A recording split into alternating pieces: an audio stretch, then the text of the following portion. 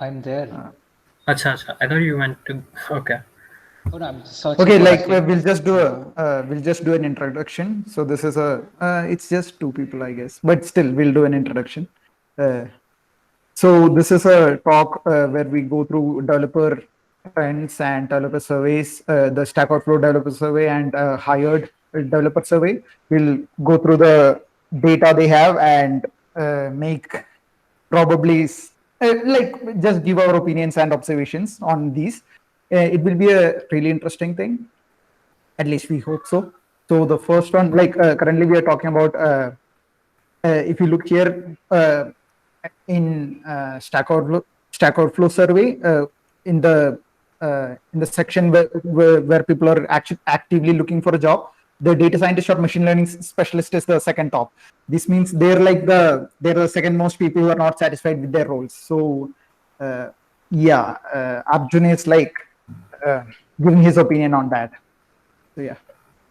Yeah, so what I was saying was what happened here was that at one point of time, there was a prediction which said something along the lines of the number of machine learning engineers that you'll need is much greater than the number of people with those skills. And that was like 4 years ago, and not 4 years ago, like 6, 7 years ago. And then deep learning kind of took off, and what happened was that I guess every bachelor's, yeah, BTech ka student did it. So what you have now is, in like I remember this blog post where it was something along the lines of, for every job opportunity that we had, it was initially 1:10, and now it's something along the lines of 1:200. So that means that 200 people applying for that same position. So what happens when there is a lot more? It's basically supply and demand. It's not really complicated. If there's a lot more supply, then the price goes down. So Yeah, definitely. so what happens is all the machine learning kiddos like looked at the Karpatis of the world, and they were like, oh, inko itna paisa mil raha hai, we'll get some paisa too. But what happened was supply was high enough that they don't get that much money. So Yeah. I think that's what you're looking So at. they're not satisfied with their pay probably. Yeah. Yeah. Yeah, and also I think we should also, I mean, if you look at it like in terms of country, like I think in India, ML engineering roles are very few. Huh. Like, and especially for freshers, there are none. I think I can make this statement. Like, I barely see any, and Yeah, if they are, they're I not don't. good ones. What? Yeah, exactly. They're If they are, good they're ones. not good ones. Yeah. Yeah, or you have, and so it doesn't make sense. Like, if there is no fresh, I mean, you're not hiring machine learning engineers as freshers, then like when you offer senior roles for machine learning engineers, I don't know where it comes from. And then I remember like this company, I think it was Make My Trip. They had, I think in somewhere, one of the senior managers or someone had posted that we lack machine learning engineers in India, like experienced and good machine learning engineers in India. And I think he told something like, even if we get them, they end up like Google or someone picks them up or something like that. Yeah. Obviously, the good ones pay. Google needs Yeah. the good ones, so Yeah. And it's like the same can be said for developer jobs as well. Like there are a lot of developers, but the thing is, like if you want an experienced one or a good one, actually, it's few. Like even though everyone here is a developer, like you don't find a lot of good and experienced developers. And I think that the same can be said for ML as well, and probably any other field that there is. Yeah, I guess. Yeah. So we'll start off with the most dreaded and most loud, dreaded, and wanted languages, I guess. So as you can see, the first one is Rust by a big margin.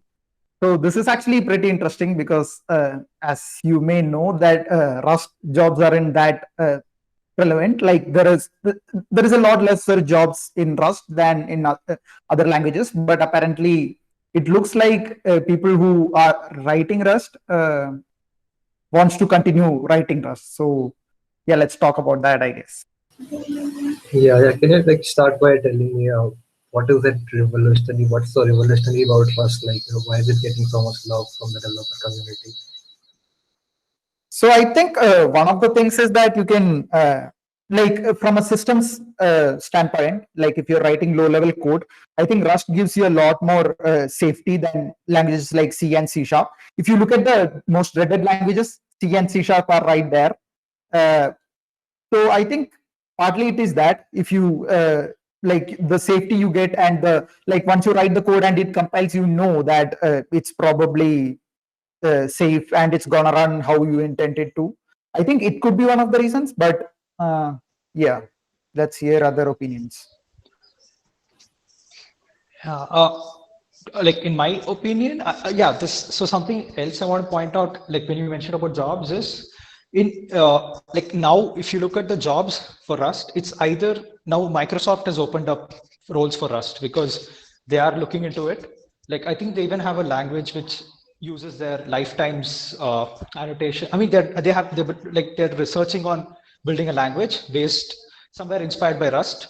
So, and Microsoft has moved, I mean, is working on some, moving some of its code, OS code to Rust. And so I think they are the ones. Other than that, Apple is using Rust. I saw a few job postings, and then I guess Cloudflare, Dropbox. And then you have all startups. There's nothing in between. This is like the most interesting part. Like it's either the big companies or you have all startups. Like if you look at the jobs, what do you call it? The jobs post in subreddit for Rust, you'll see that I think I could say that 90% of them, or not even 90, like 99% of them are startups, and they're mostly based off Europe or USA. And yeah, I think that, and also, yeah, I feel Rust is more of a hobby language currently. Like there are people who are doing like the job and they're using some framework, some technology, but they are fascinated by Rust and they do their side projects and their toys in Rust. And that makes sense why they would vote it as their love language, because it makes sense, right? Like if you're using something in your hobby projects, that means you like it because you had a choice to choose what you want and you chose it. So yeah. Yeah, you missed So, Kanishka, about Mozilla, the by the way. startups you were talking about. Yeah, go on. No, I was saying that you missed Mozilla, which is like the biggest yeah, proponent obviously. of Rust. Yeah, I mean, Mozilla, it's obvious. I'm just not talking about Mozilla because it's just obvious. Yeah, I don't think everyone here knows what Rust is or how big Rust is. So Rust is a language developed by Mozilla, which is kind of which kind of aims to provide the Mozilla Firefox with a language that can be safe to write in. So they actually have a project called Servo, which is actually the web rendering things in rewritten in Rust, and it's kind of in the development stage, but in the future it will actually replace the whole Mozilla stack, Mozilla Firefox stack, I guess. Yeah, go on, Mrigank. I was just asking the startup that are using Rust. So what's the domain that you are using it for? Yeah, so I noticed blockchain. Rust is being used heavily in blockchain. Like that's one area where it's being used a lot.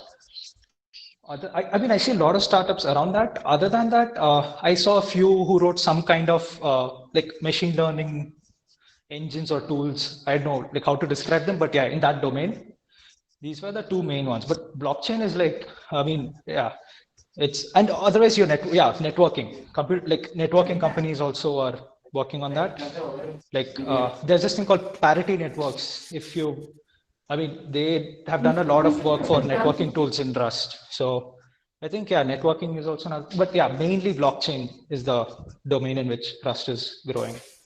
I think actually, I think I saw a project where they're like writing a verified network stack in Rust, a completely verified network stack in Rust. So it's like proved and all to be safe and everything.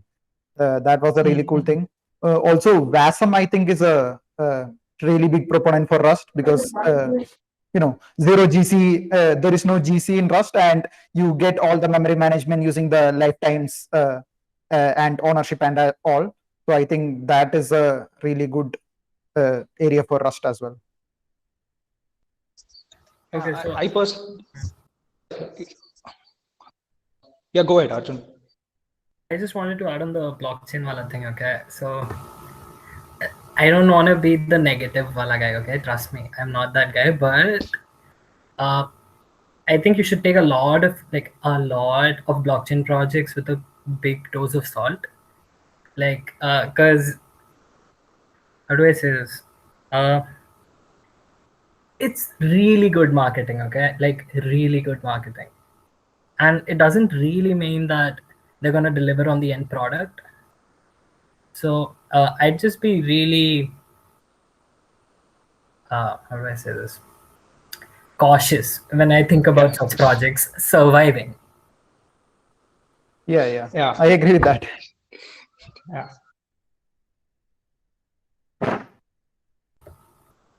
Yeah, go ahead, Kan. Kanishka, you wanted Yeah, I forgot. I think we can discuss. I mean, you can go ahead if I recollect anything. Yeah, you can stop in between. Yeah. So the next one is TypeScript. So I think people know what TypeScript is. It's basically a type safe, not type safe. Okay, I think you can say type safe. You can say Basically, type. I think typed is type- better. Yeah, typed is Optionally better. So typed, I it's guess. yeah, that's true. Yeah. Optionally That's typed important. JavaScript. That's important. Yeah. Yeah, definitely. It's an optionally typed JavaScript. JavaScript is the web language, as you may know. It's used everywhere in the browsers. And TypeScript is a superset of JavaScript, which actually transpiles back to JavaScript to run on the browsers and all. So about TypeScript, why do you think it's loud this much? I think it's because it's an alternative to JavaScript. Like, I mean, it's like if you, I think people hate. I mean, there are a lot of people who hate JavaScript, and so I think that adds on to the popularity of TypeScript. I also have this other feeling that so the thing is Java and C# are used like extensively in the industry. I feel maybe because TypeScript syntax is similar to that, people find it comfortable. I'm not sure if I'm right, but Yeah, I read that too. Like most of the people are coming from the Java C# background, so they find it right in home when using TypeScript as opposed to Java or JavaScript. that makes sense.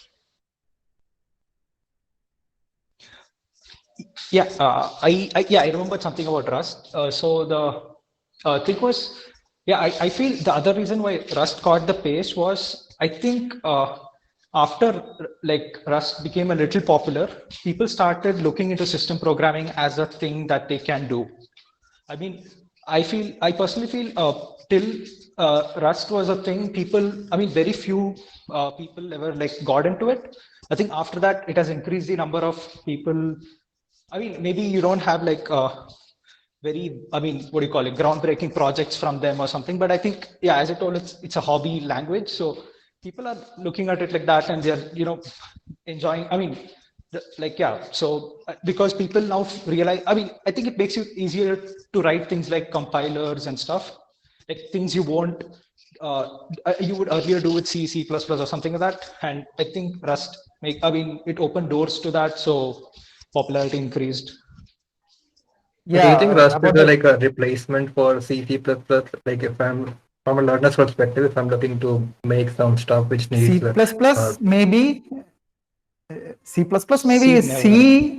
Yeah, exactly. I don't Never. think. Yeah. The thing is, like Rust, the safety things that Rust gives you. It's actually, if you really want to do like absolute. If you look at C, it's mostly a glorified assembly. Like you can look at it as a cross-platform glorified assembly. Like it gives, like most of the stuff that C exposes is just exactly how assembly does it.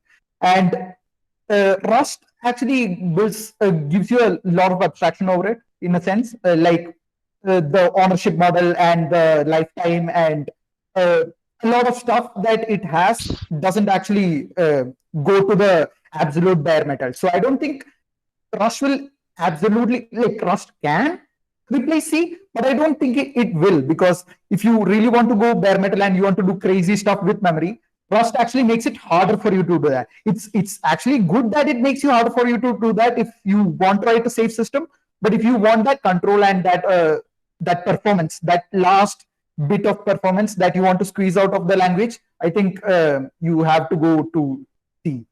C++ is mostly gives you a lot more abstractions over C. So I think Rust has has almost an equivalent way of doing that. Yeah, and I think Rust might grow in popularity like in writing drivers and stuff, maybe like device drivers and like but I am concerned whether the Linux kernel, mainstream kernel, will accept drivers written in Rust. I mean, it's pure C till now. They have not even accepted C++. So I mean, who knows? There are discussions going on about it. I saw it in the subreddit. Like I think Linus was talking about something like that. There are discussions going on about like exposing interface for Rust so that you can write drivers in it. I mean, it's just discussion, so you don't know where it's leading to.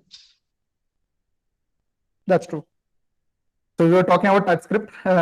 It looks like all of us just wants to keep on talking about Rust and not TypeScript, because let's be honest, I think no one here likes TypeScript. Maybe, I don't know. JS bad.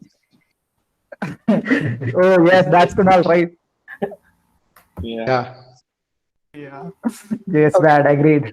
So let's move on to Python, I guess, because to be honest, we all want. Yeah, Python is good. I think a lot of a good amount of the 66% is probably machine learning people and academics people, because I think Python is really relevant there. A lot of software is written in Python, and I don't think they're gonna switch anytime soon. Yeah, I mean, in terms of machine learning, I doubt they will. I want to know like how Julia stands against Python. I just know that it exists. Does anyone use Julia or know Julia? Arjun, you might.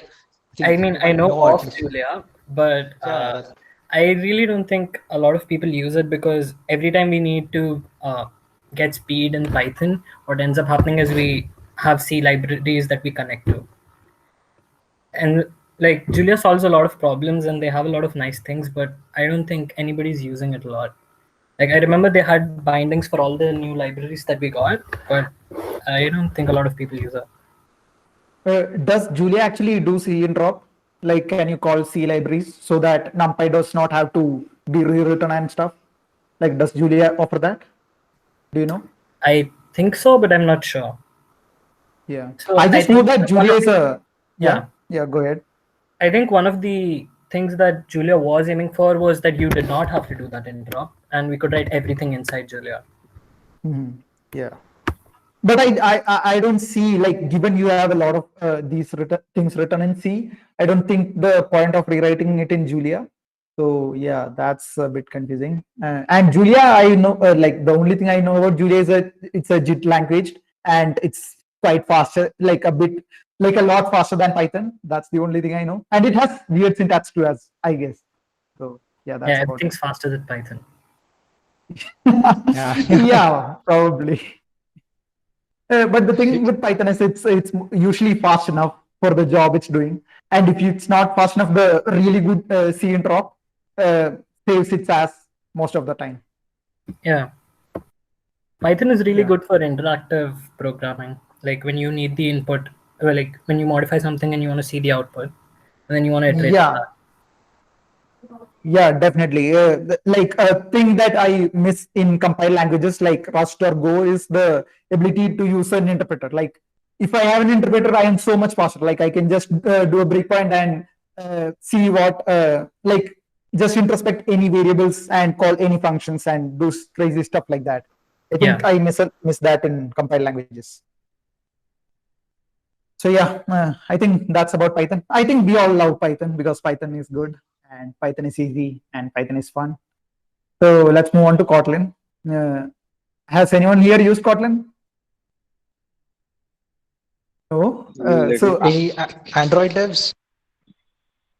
yeah, I guess not. Kunal must have used Python. No, Kotlin. I Yeah. actually used it in, yeah, I'm sure he has.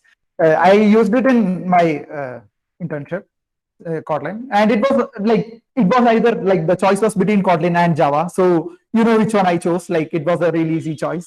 It's basically Java marries some stuff from Python, and I don't know. It's actually you don't have to write all the crazy boilerplate that you would normally write in Java. Like it's not necessarily a class. You can have independent functions.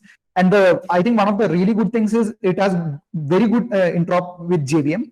And the thing is that you can target more than JVM. You can target JVM, JavaScript, native, or Android. Like you have all these four platforms that you can target to. So I think that actually helps Kotlin quite a bit, because like if you end up writing some application in pure Kotlin and your core logic is in Kotlin, I think you can like you immediately get like the four biggest target platforms directly out of the box. So I think Kotlin is really good in that sense, and it's getting a lot more features, and it's actually like the streaming APIs of Kotlin is actually really good to use. I found it fun to use it, to be honest, and it's really like once you know a language, like if Kotlin is your second or third language, I think it's really easy to pick it up and be productive with it. So that is probably a good reason why it's like in the top 5.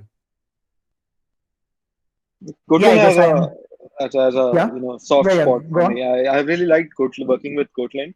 The good thing about it is it works very well interop with Java. One of the good thing, because even if it's a new language that came up, uh, all that existing functionality that you have, all the existing packages that people have written over the years for Java, it has got that all ecosystem, and along with the lovable syntax it has, the Pythonic kind of syntax that it has, it allows you to go to the speeds of JVM, use all that Java ecosystem that people have developed over the years, and write code that's easy to write and easy to read, and smaller has a smaller footprint as well. And Yeah, also I it has agree. allowed the concurrent programming, which is harder in Java as compared to Kotlin. Yeah, coroutines, right? Yes. Yeah, that's actually fun as well. So Yeah. yeah, let's move on to Go. Concurrency and Go is like I don't know. Yeah, They're best friends. yeah, just a Yeah, yeah. second. Methane put something in the chat. I think, yeah, he has put that Codeforces organizes a Kotlin competition for CP, so he's used it. And I've seen that Oh, on that's great. Codeforces. Yeah, they have, I think it's a 24-day contest or something. I think it's not like one of those overnight contests, it's a longer one. It's not like one of those 3-hour Oh, contests. Yeah, Kotlin Heroes, I think that's the Yeah, name of the thing. it had Yeah, Kotlin 7-day Heroes. contest. Yeah, oh, I've seen that's it. great. Is Kotlin supported by the usual PP platforms like CodeChef and Codeforces? Codeforces has it. Yeah, it is supported now. Yeah, that's great. Yeah, I guess we'll move on to Go. I think we all love Go. It's like Python. I definitely has a sweet spot for Go. Go is actually developed by people at Google. They developed it. They wanted a low latency compiled language, which is in Python. Like Python is, you all know that Python is slow. So they wanted a faster kind of Python, which is actually a compiled faster kind of Python, and that's what Go is. It gives you really good parallelism as well. Like if you want to write concurrent code, it's really easy to do that in Go, and it has a really small syntax, like so small that you can probably even learn it in a day or two. It's that easy to learn Go. So yeah, let's talk about Go. I think it's also funny how when someone says they love a language, they're like, it's like Python. I mean, it's like it's funny. It's like Python, but faster. Yeah. Yeah.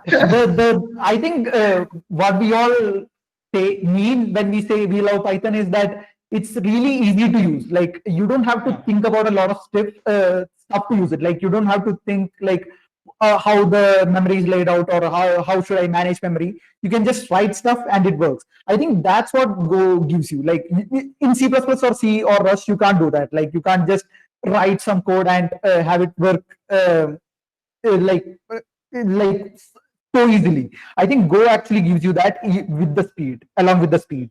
So I think that's a good thing about Go. Yeah. Like I would like to talk about a downside of Go, because I mean, it's the good things are a lot, but something Yeah, that yeah. came. I was reading this blog post. So this guy talks about. So he loved Go. He was talking about how, like, when he got started with Go, he was like, I didn't have to learn anything. It was just so natural. Like you just start coding with it and you go ahead with it. But he was talking about something interesting, how Go has a lot of magic. So I mean, like how think of it, like Go has a range operator, right, which allows you to iterate over Yeah. array. And now the thing is, Yeah. that's a magical thing that works on some data structures. If you does it like, see, the thing is, Go doesn't have iterators. So having a range Yeah. operator, it's kind of weird. Like the language doesn't support iterators, but it has a range operator. So I think he pointed out a few other things I'm not able to recollect. But yeah, I was talking about, I think in the attempt to make it easy, they ended up writing a lot of magical code that just works. Mhm. But you can't Yeah, use them. even the as, Go keyword is partly magical. Like if you think about it, Go Yeah. function, like you never know, like does it spawn a thread? Does it use a thread tool? Like obviously, like you can always look into it, but I think it's a bit of magic if you think about it. That's a goal, right? Making concurrency as easy as possible. Just write Go and it will handle everything for you. Yeah. Obviously, I agree with that, but you have to accept that it's a bit of magic. Like even though you don't have to think about it, if a situation comes where you have to know about it, like if you're debugging a very weird thing, I mean, I don't know whether it's actually useful or not. Like it might be useful, it might not be. So yeah, I am actually torn on that, to be honest. I think I any like high that level code, language. Yeah. Yeah, Go ahead. Yeah, I was saying I like the the model that Go has taken, the compile time structure, compile time, duck time kind of thing. You can have dynamic things as well, but it checks your everything at compile time. So you don't have that strict thing like Java and other languages, but you still have enough relations like interpreters and stuff that makes it at the perfect level to use. Generally, So what do you mean by doing it at compile time? Let's say like when I'm passing objects around, right? So Yeah. it has to check whether it's allowed or not, right? So the checking, like you mean by how interface JavaScript. Yeah. Sorry. The interface thingy, right? You're talking about Yeah, the interface thingy. Yeah, exactly. Okay. Yeah, I get your point. Yeah. It's always. I mean, yeah, that's the use of being a compiled language, unlike JavaScript or Python, I guess. Yeah, I mean, even though keeping the simplicity of the typing, they get the performance out of it. So let's move on. The next one is.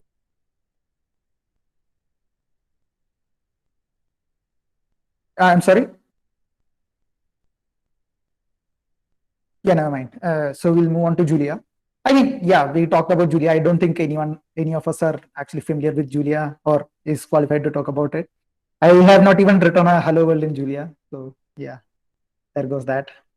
So we'll move on to Dart. I think a lot of people who uses Dart is probably using it for Flutter. I don't think actually anyone uses it for anything other than that. Does anyone You have can use to it add for anything web to as that? well. There's a complete framework. Yeah, there is an Dart. Angular Dart as well, right? Angular Dart. Google uses it a lot, I think, because I saw a few products from Google using Angular Dart. Oh, yeah, probably. Google will have to use it. Like, I mean, at least Google will have to use it. Like, They cannot just build a tech and expect everyone else to use it. And Yeah, it's basically another language made by Google. Dart is the second language, or I don't know which one came first, Go or Dart, but it's another language made by Google. It actually runs in a VM, I think, kind of similar to Java. I'm not really familiar with the language. Yeah. we have no other So- Android dev on the call, like anyone else who has used Dart, no one who has done Android. I think Mrigang has actually used Dart a lot. Yeah, used it in Flutter. I mean, only Flutter. Yeah, you have anything to add in the Dart space? No, I think it's a cool language. It's pretty similar to TypeScript, I would say, in terms of writing as such. But there are cool perks that they're adding for which are, I guess, specific to Flutter. No, not specific to Flutter, but like things like you can add conditions inside of lists. So that's a pretty cool feature. So it's an actively developed language, being actively developed. Like they're adding cool features day by day. That's good. Yeah. I think the declarative UI that Flutter brought with Dart, like I think actually it's a Dart feature rather than a Flutter feature, but I'm not sure. That's actually I think it could be actually used in a lot of places. I think Rust, some UI libraries in Rust is actually borrowing ideas from that declarative UI and all. So yeah, that's good.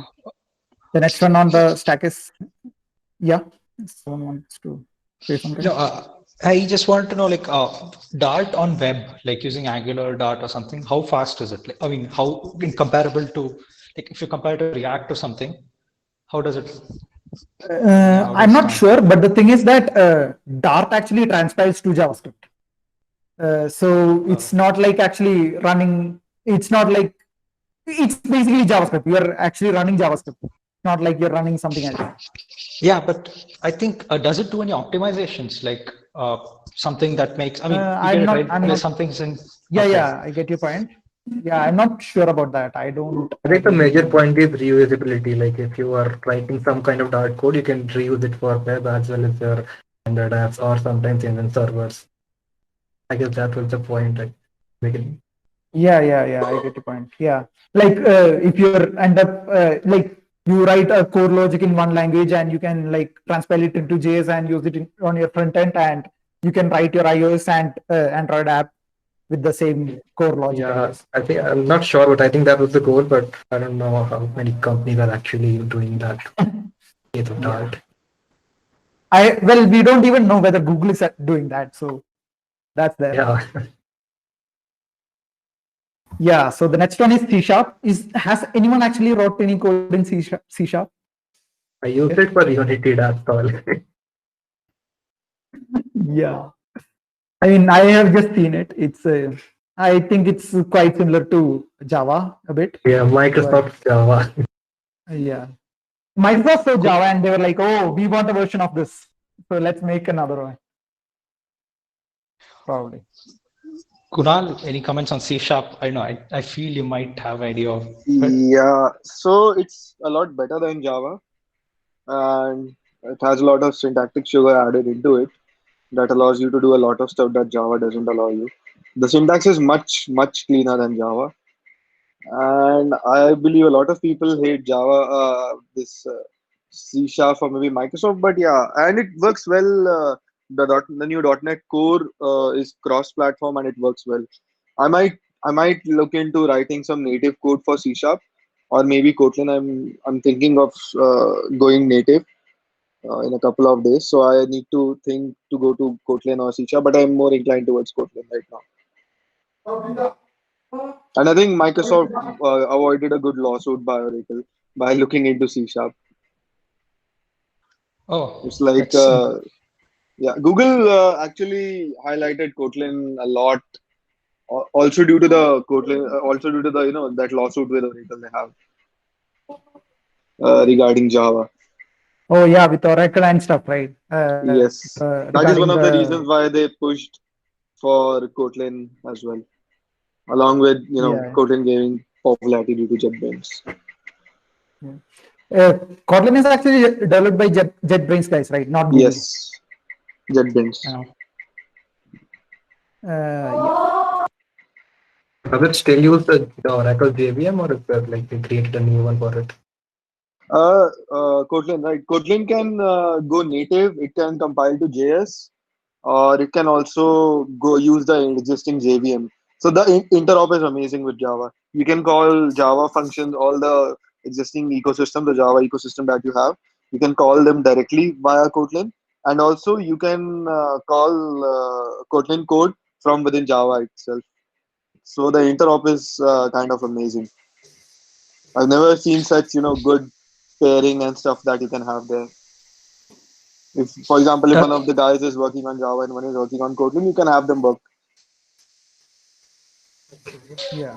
Yeah, I thought even Scala does that. That's one reason Scala also became popular, because you could use Java libraries right out of the box, right? Or no? I Yeah, think yeah. Scala is Exactly. also similar, but I don't know much about Scala. I haven't used much Scala. Yeah, I think in you can use Scala libraries in Kotlin as well, because in the end it all runs on JVM.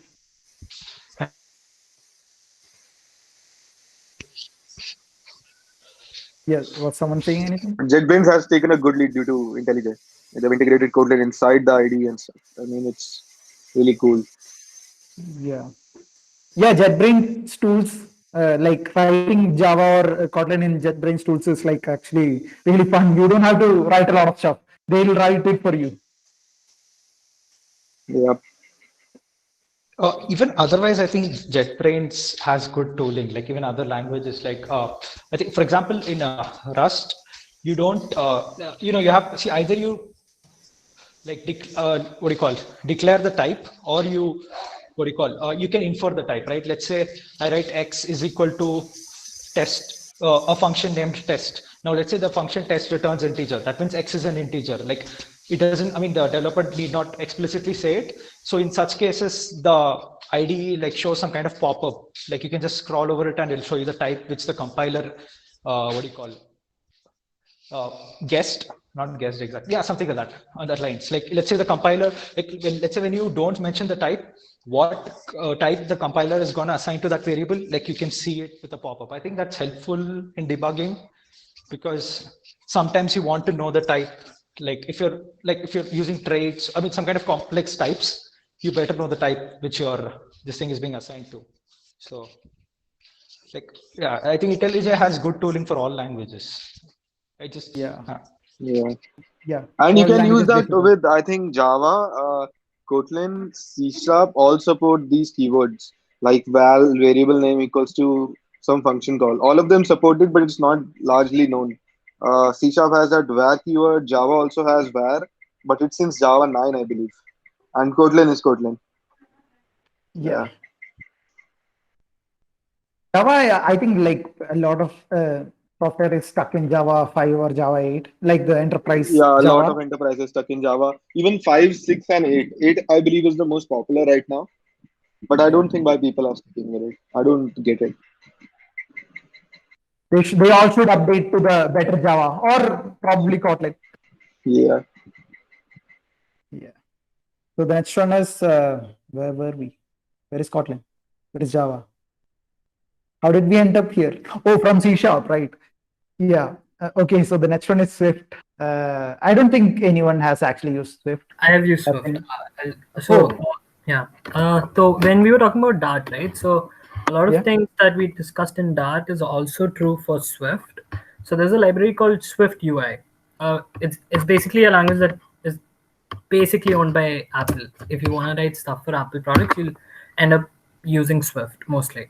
So there's something called Swift UI, and it also gives you the cross-platform features that you talked about. So you'll have one code base, and you can migrate it to iPads, iPhones, and Macs now, and it'll all be converted to native code, and it'll be super fast.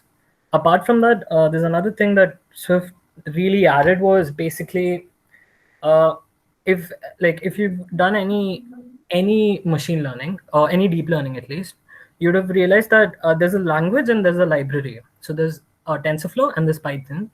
And if you want to debug something, what people really like is being able to see, as you said, while debugging, see the values and the types of the variables they have. So a lot of people started moving to PyTorch, which is basically, it has a better coupling between the library and the language that you're using. So what Swift is one of the first languages to make differentiability a first party feature in a language. So imagine you wrote a function like f of x equals x squared, right? So if you ask Python to differentiate it with respect to x, you can't do that with Python. So you'll need to use a library, something like SymPy, or if you're using something numerical, you'll end up using something like TensorFlow or PyTorch. But with Swift, what you can do is you've got first party primitives where you can say this thing is differentiable with respect to this, and then all of that happens natively inside the language. Does that make sense? Yeah. So is machine learning a first class citizen in Swift? Yeah. Is it something like that?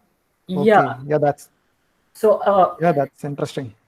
Yeah. Basically, it's a little hard to explain because I don't know how many people have done any deep learning, but basically, can you just say no if you haven't done any deep learning so that I'll know kahan se start karna hai?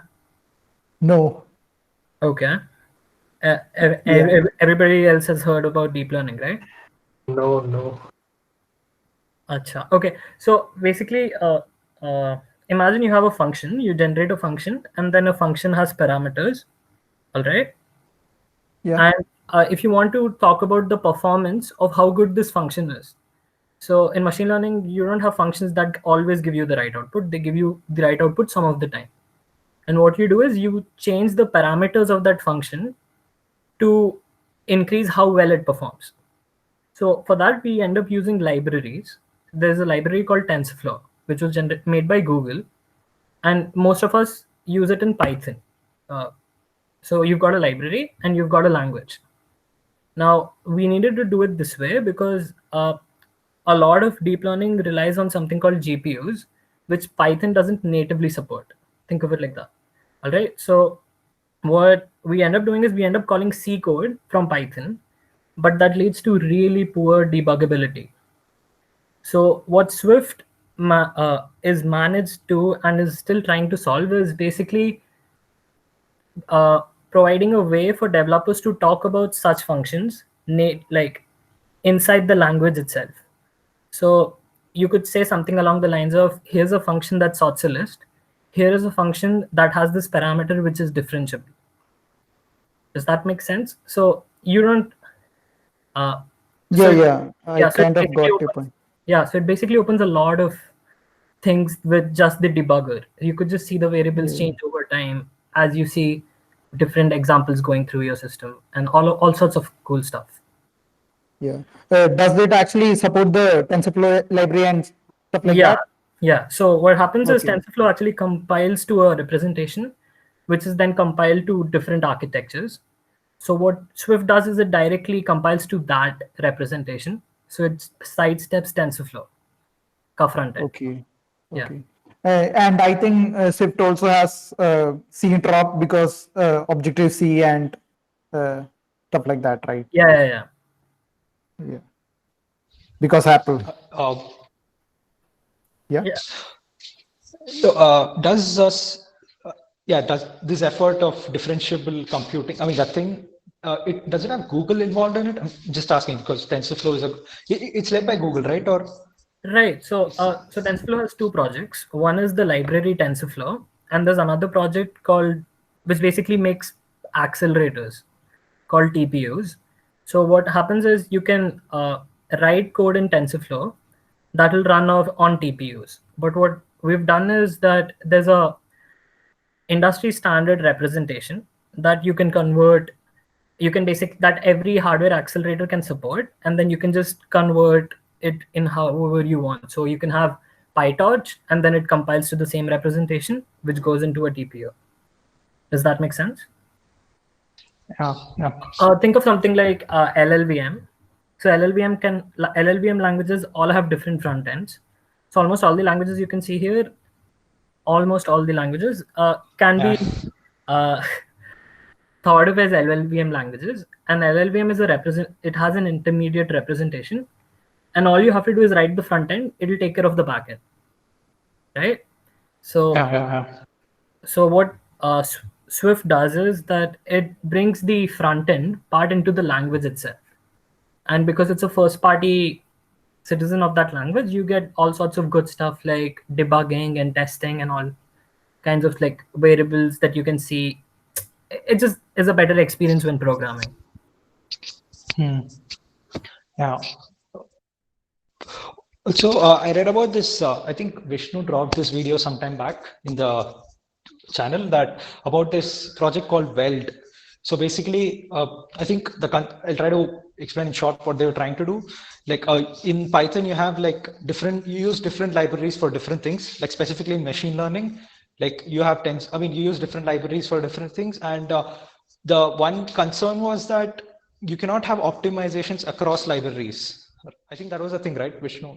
You remember, right? That. Yeah, it was something along those lines. Yeah, so they were concerned about that, how like these libraries are independent. So like a lot of optimizations are missed because they are like in a way encapsulated by different libraries. So you have only in-library optimizations that a compiler or anything can do. So I think if you're having something like that in Swift, maybe you can have better optimizations because I think that's not actually needed in Swift because the idea is that like from what I understood from what Arjun said is everything is written natively in Swift, right? Like if Swift is the first class citizen of that thing and it's actually generating the IR, whatever the backend is, it can actually look at the IR and do the necessary optimizations. So the thing with Weld is that what it's trying to solve is that it's actually using like, say you're using TensorFlow and you are using some problem in NumPy.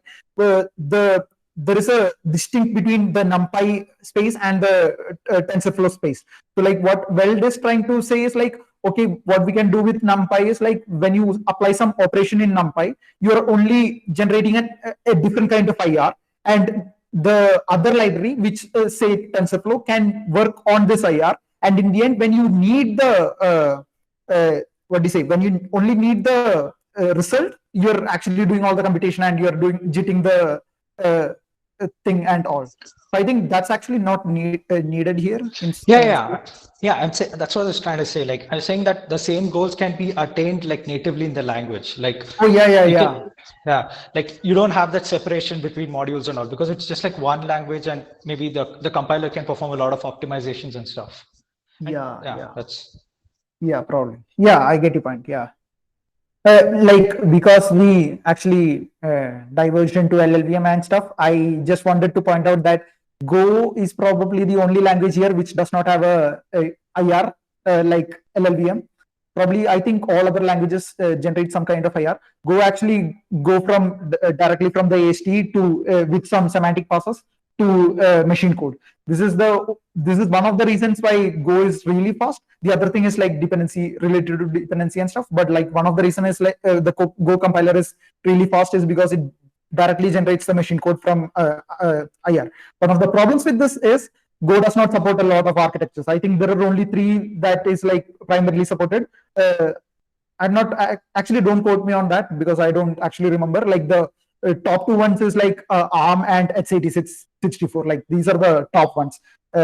That's why Go does not have like a lot of like it's not cross-platform exactly. And I think there is another project which is called MicroGo. I think it's something along those lines. I don't remember. I think it was TinyGo.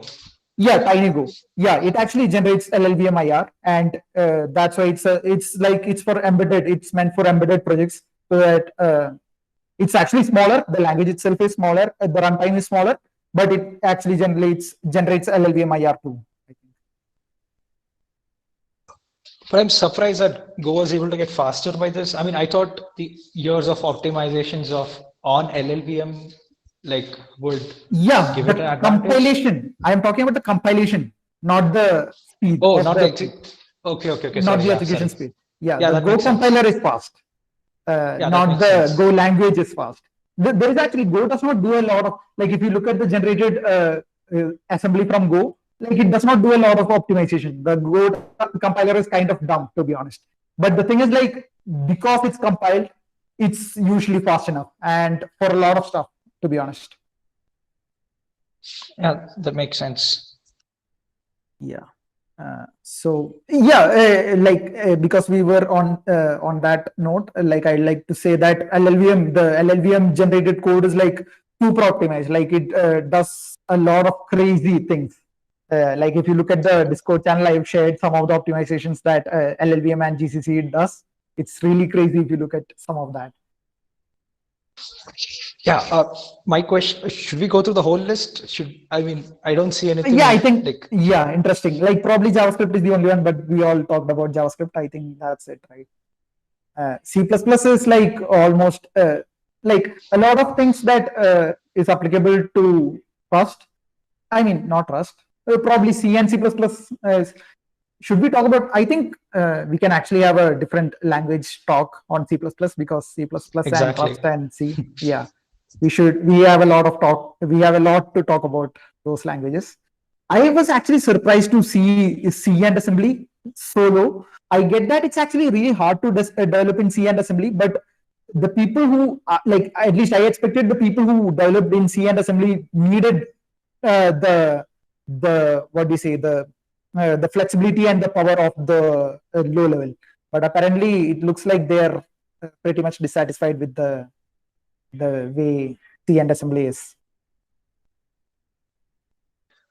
yeah. Yeah.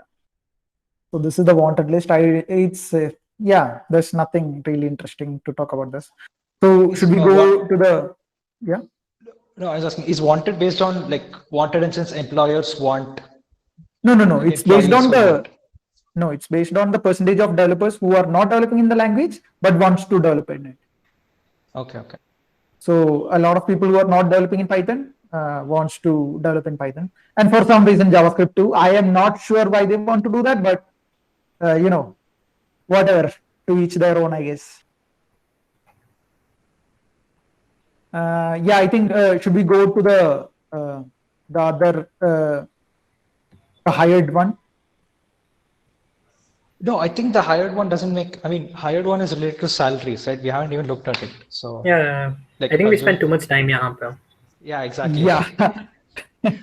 We were just talking about languages. Languages are always fun.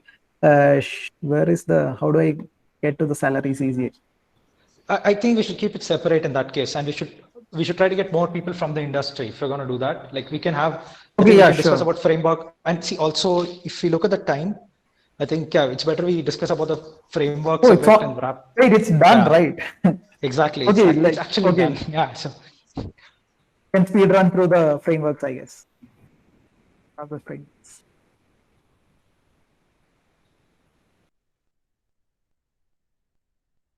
Okay. Web frameworks or just these? no, this one. I think this one is good enough for now. I think Kunal would want to talk about Netcore, like, if there's anything you want to say. Not much. I've seen code. I've seen it run beautifully on Linux and Windows, and I think one of the guys in my team also ran it on Mac. There's not really a problem. It being because I believe what it's called, the .NET older code was called something like .NET Native or what. I don't remember the name, but it was more problematic. I think it's It was just Windows .NET. native. Yeah, it was more Windows native. So that was a problem. But now .NET Core is much better. It's actually pretty surprising to see it like at the top of the list as well, like 71%. Yeah, it's good that people are converting from .NET to .NET Core. It's very, because both of them, one of the things why you might use these compile time languages like .NET and stuff is you need performance, right? When latency matters in system. And .NET is very good at it. It has a lot of good web frameworks and all that. Mm-hmm. Yeah. There was this project called Mono, right? Or Mono Sharp, which was, I think, which was supposed to run C# on Linux and all. Yeah, I think it's for the older .NET part. Yeah. So did the project crash after that? Like, I mean, if No, like, the Microsoft actually hired the guy who was developing Mono. oh, nice. Okay. Yeah. He's a great guy. Like, he's really intelligent. I think he's on the TypeScript team now, the Mono guy. Okay. Yeah. Well, .NET Core now runs on Linux, so I don't think there's a lot of scope for Mono.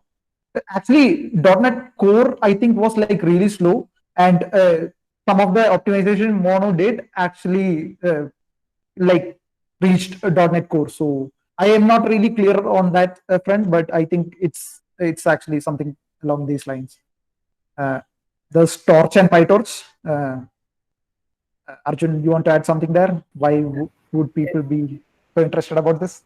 It's like, I think it's really highly loved because people are coming from TensorFlow. So they've got that PTSD that people get when they've only used C++ and then they suddenly move to Python. So then they realize how much better Python is, especially when it's their second language. They're like, oh, okay, Python. That's what you're seeing here, I think. Yeah. People moving from probably. TensorFlow to PyTorch. Yeah. So that might explain it. Flutter is probably the same story. Like you start developing Java and you see this new language and this declarative UI, you probably go nuts over it. And cross-platform, I think that is important because it costs you developers otherwise. Like if you're developing mobile apps, having and I think Flutter is native performance or close to native performance, right? Or it's quite interesting. Like they render it fully, like they emulate. It's not actually using native UI elements. It's actually just rendering the whole thing on it's like a game. Like think of it like a game. Like what if a game actually had elements which look like native but is not actually native? That's what Flutter is. okay. That's what it helps, like cross-platform thingy. Write directly to the canvas so you can display the canvas anywhere you want. Yeah. Oh, is it like web rendered? I mean, is it kind of like that? Like it's actually using Vulkan or OpenGL, but it's not like using WebRender, like the web DOM stuff, but it's actually kind of similar to that in the sense like it's actually using a canvas, but it's a different kind of canvas. Yeah. There's a lot of things to talk about Flutter. I think we'll just waste time over that. Yeah. Pandas. Anyone wants to add? Why would people be using Pandas? Yeah, I guess no one. Does anyone want to add anything? I think if people don't know about Pandas, it's basically imagine having Excel sheets kind of, but inside Python. So if you never liked how Excel sheet works, you can kind of write SQL queries over your data using Pandas, and it'll be faster than writing native code most of the time. Yeah. It's just a really clean library to use. nice. What is Terraform? I've never heard of this thing. Kunal will be able to. It's a DevOps tool. Yeah. It's a DevOps tool to. I haven't used it. I'd like to use it, but yeah. Okay. It's basically architecture as code, I believe. Yeah, Oh. it's declarative. So even if so basically imagine you want to turn up 2 servers and then you have a build process, it'll automatically detect that you have 2 servers running already and it won't do anything. So instead of something more imperative, which basically says start 2 servers, it says there should be 2 servers, and then it starts those 2 servers. So it's kind of like orchestration of pods and stuff, like what Kubernetes does. No. Not exactly, because it's actually machines. So it actually has providers, so you can start machines on AWS and on Google Cloud and on something that you're running in-house, and you'll have a declarative architecture inside the same repo. It's not container native or anything. Oh, all right. It's basically more high-level random. for the whole AWS architecture and maybe GCP and others. It's not limited to GKE or Kubernetes or EKS for that matter. Yeah.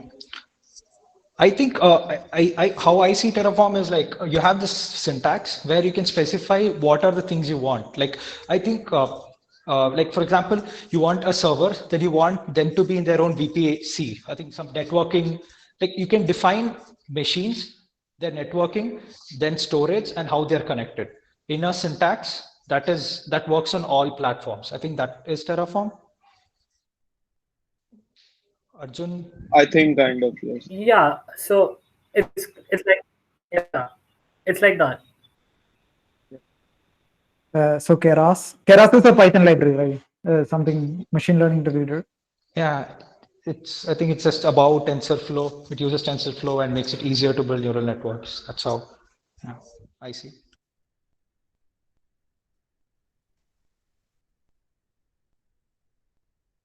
Yeah, the next one is Node. We all know Node. It's basically you can write, you can execute and run JavaScript on the server side. There's a lot to talk about that. Let's not go into it now. Then TensorFlow, we've been talking about TensorFlow all day. Ansible, I think, is related to Terraform, right? It's actually DevOps related. Yeah, it's DevOps related. Ansible is about configuration on that one machine. Oh, okay. Yeah, got it. Yeah, I see. Yeah, the next one is React Native. Yeah. Wait, yeah, about Ansible, like when we say configuration of that one machine, like what kind of, you mean like shell variables? I mean, like the environment in which. Yeah, kind of. So not just shell variables, but mostly also stuff like please give me Nginx on that machine, something like that. Okay. Yeah. It sounds like containers to me, like Ansible plus Terraform is like containers. I guess, but that's a weird way to look at it because it's an actual machine that you can rent from anybody, like with Terraform. Instead of imagine, okay, so if you use AWS will tell you to install its own AWS CLI. If you use Google Cloud, it'll tell you to use its own Google Cloud CLI. But if you use Terraform, you can just use one CLI and it'll work across a lot of different cloud providers. Does that make sense? Yeah, I think in terms of like abstraction, it's like a container, like in terms of developer experience, it's like containers, but in terms of like what actually is happening, it's not. Does that make sense? Like how in containers you can specify like you want this environment kind of stuff, and you get a container accordingly. But in this case, it was mostly used before containers. Is that correct, Arjun? Ansible. Yeah, sorry. Ansible. Do people still use Ansible, or like after containers? Containers are more, Ansible is not needed anymore because you can just configure everything on a container and deploy as is instead of configuring on the machine. So I don't really know how many people use Ansible, to be honest. But I was just telling you like what it was supposed to be. So what happens with most of these tools is that they start to bleed into each other. So Terraform can also do a lot of things that Ansible does. But it was not meant, and it also goes the other way around, thoda sa, but it's basically something along the lines of you can actually use containers if you want, and that is actually like depends on a lot of things that what you want to do. Like maybe you don't want to run Docker, right? Does that make sense? Yeah. Hello. Yeah. So, yeah. Yeah. So and you just want to run something, just bare metal. You're just gonna have one thing that you want to run on this machine. So you want to run a database. So you can just use Ansible to do that. It really depends on like what. Most of the time, it's just what are they using already. So you need to know it to use it. Does that make sense? Most of yes, is like DevOps is like that, I guess. You have to know what you want to use. It usually depends on like you wouldn't be the first one when you're going to the team to work there. So I was just telling you, if you see it, you'd have an idea of what it is. Like if you come across Terraform, you'd want to know like kya hai, and not whether you'd want to use it or not.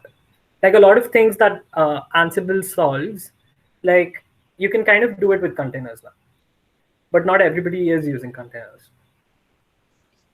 Yeah, I don't think that move is going to happen either. I don't know the reasons, but I'm pretty sure, like, I think containers is not an alternative to everything. Like, there are people who would still want, I mean, who might never shift to containers because of maybe I'm not sure of the reasons, but I know that this is there. Like, I read this somewhere.